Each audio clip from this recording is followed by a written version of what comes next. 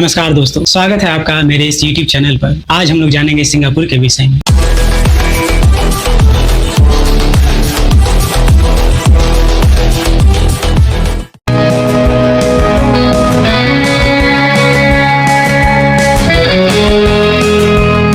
Singapore, जिसे आज दुनिया के सबसे धनी और विकसित देशों में से एक के रूप में जाना जाता है, इतिहास वास्तव में प्रेरणादायक है। यह देश कभी प्राकृतिक संसाधनों की कमी और गहन गरीबी से जूझ रहा था। तो आखिर क्या कारण है कि सिंगापुर इतनी तेजी से आर्थिक प्रगति कर सका? आइए इस यात्रा को विस्तार से समझते हैं।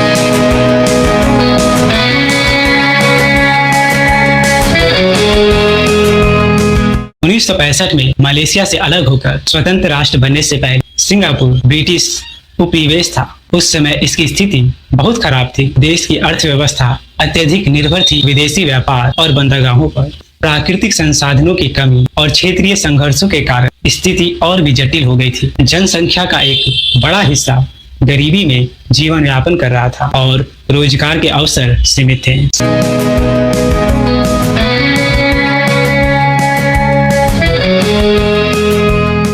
सिंगापुर के पहले प्रधानमंत्री ली कुआन यू ने देश की दिशा को पूरी तरह से बदलने का संकल्प लिया। उनके नेतृत्व में सरकार ने एक स्पष्ट विजन और रणनीति के साथ काम करना शुरू किया। उन्होंने भ्रष्टाचार पर कठोर कदम उठाए और एक साफ सुथरी और पारदर्शी सरकार की नींव रखी। ली कुआन यू का मानना था कि अगर देश को आगे बढ़ना है तो उसे अपनी कार्य प्रणाली में कुशलता और पारदर्शिता लानी होगी।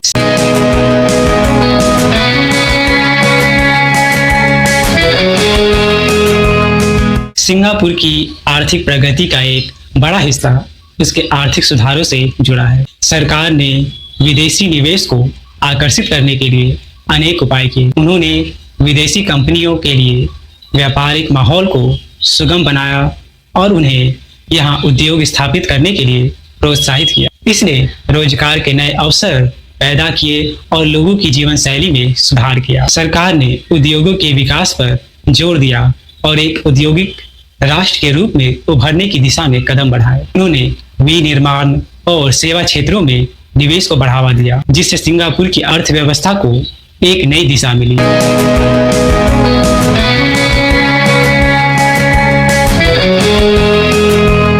सिंगापुर की सफलता में शिक्षा का भी अहम योगदान है। सरकार ने शिक्षा पर विशेष ध्यान दिया और इसे अपनी प्राथमिकताओं में शामिल किया। देश में उच्च गुणवत्ता वाली शिक्षा प्रणाली स्थापित की गई, जिससे लोगों को उच्च कौशल प्राप्त करने का अवसर मिला।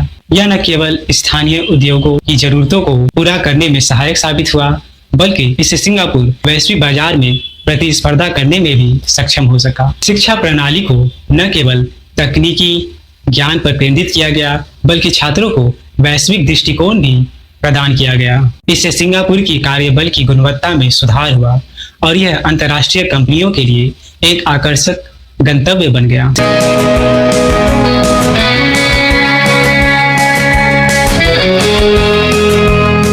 सिंगापुर ने अवसंरचना के विकास पर भी विशेष ध्यान दिया। सरकार ने योजनाबद्ध तरीके से शहर की अवसंरचना का विकास किया, जिससे यातायात, परिवहन और संचार के क्षेत्र में सुधार हुआ। उन्होंने बंदरगाहों और हवाई अड्डों के विकास के साथ साथ आवास और शहरी विकास की योजनाएं भी शुरू की।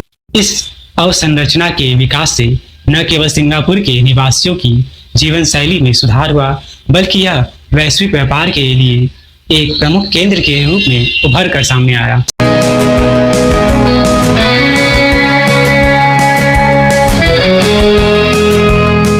सिंगापुर में विविधता एक महत्वपूर्ण पहलू है। विभिन्न सांस्कृतिक और जातीय समूहों के बीच सामाजिक सामरस्यता को बढ़ावा देने के लिए सरकार ने अनेक प्रयास किए। उन्होंने सांस्कृतिक कार्यक्रमों और सामुदायिक पहल के माध्यम से एकता और समरसता को बढ़ावा दिया। सरकार ने यह सुनिश्चित किया कि हर नागरिक को समान अवसर और संसाधन मिले। उन्होंने एक ऐसी नीतियों की स्थापना की जो सभी के लिए समान अधिकार और अवसर सुनिश्चित करती है। यह न केवल सामाजिक स्थिरता के लिए महत्वपूर्ण था, बल्कि इससे देश में आर्थिक प्रगति को भी बल मिला।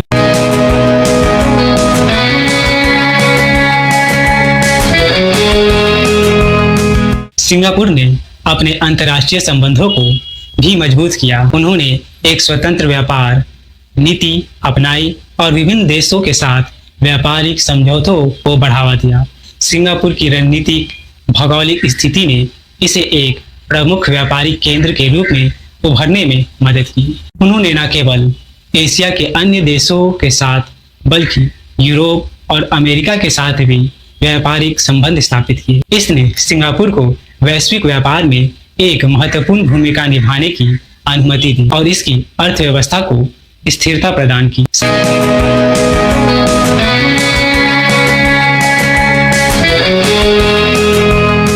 सिंगापुर की प्रगति में तकनीकी उन्नति और नवाचार का भी महत्वपूर्ण योगदान। सरकार ने नवाचार को प्रोत्साहित करने के लिए अनेक पहल की।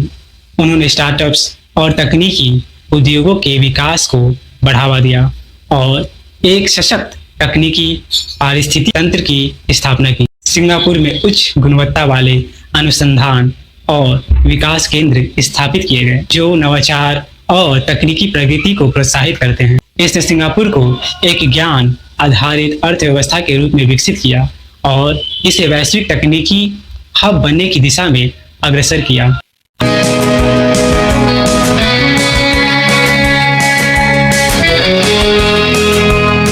हालांकि सिंगापुर की सफलता की कहानी अद्वितीय है, लेकिन यह चुनौतियों के बिना नहीं है।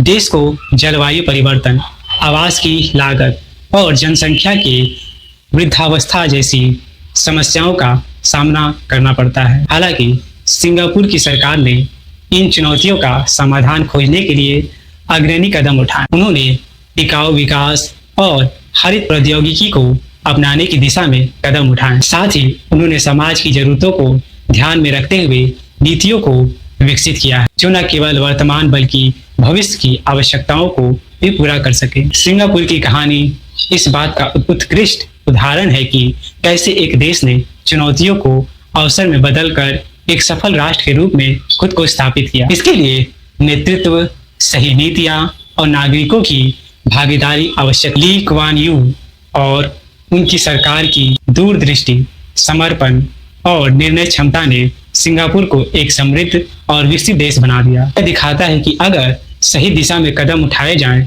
तो कोई भी देश अपनी सीमाओं को पार कर सफलता प्राप्त कर सकता है। तो इस वीडियो में इतना ही। मिलता हूं मैं आपसे अगले वीडियो में। तब तक के लिए खुद का ख्याल रखें।